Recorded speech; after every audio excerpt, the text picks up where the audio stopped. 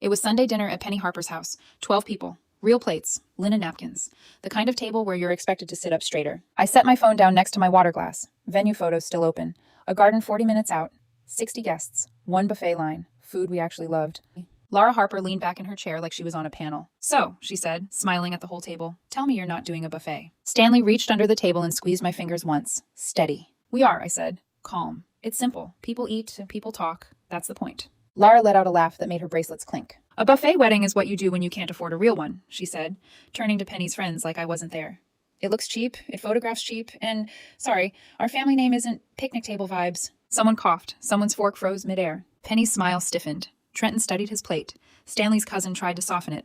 Buffets can be elegant. But Laura waved her off. "No, don't normalize it." Then she looked straight at me. "Hannah, if you're marrying into this family, you should understand standards." Heat rose behind my eyes. I didn't let it spill. I took a sip of water, set the glass down. "Noted," I said. Her smile widened like she'd scored a point. After dinner, she cornered me by the kitchen island while Penny wrapped leftovers. "Do you know how humiliating it is," Laura said, low but carrying, "to tell my friends we're attending a buffet wedding?" Stanley walked in with coats. He heard it. So did everyone else. "If you insist," she continued, "at least don't call it a reception. Call it dinner, like what it is." I nodded once. "Okay." That night I didn't cry. I opened my laptop. One unread email sat at the top of our wedding dashboard. Final payment received. Harper event account. 2 days earlier, Laura had asked Stanley for our vendor list so she could help us upgrade. He'd forwarded it. I clicked the invoice history. $8,750 paid toward our venue and catering. From Harper Family Events. Not Stanley's account, not mine. Penny's. Leverage doesn't always sound like a threat. Sometimes it looks like a receipt. The next morning, Laura posted a chandelier ballroom on Facebook. "Some of us believe milestones deserve proper celebration, not buffet lines." She tagged Stanley. Not me. The comments rolled in. "Standards. Finally." Poor Stanley. I screenshotted everything. Then I called Penny. She answered carefully. "Hannah?" "I saw the payment," I said, "for our vendors." Silence. Then a tired exhale. "She told me she could negotiate better options if I paid now," Penny said.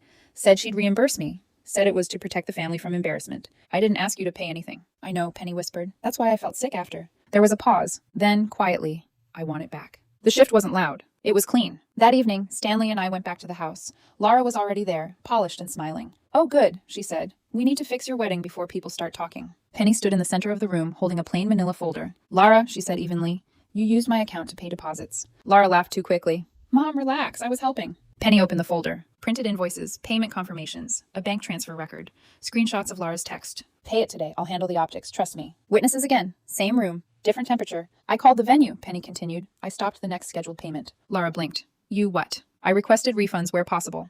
And I notified them that future charges from my account are unauthorized." Her composure cracked. "You can't do that. Deposits are non-refundable. You're going to make me lose." "Lose what?"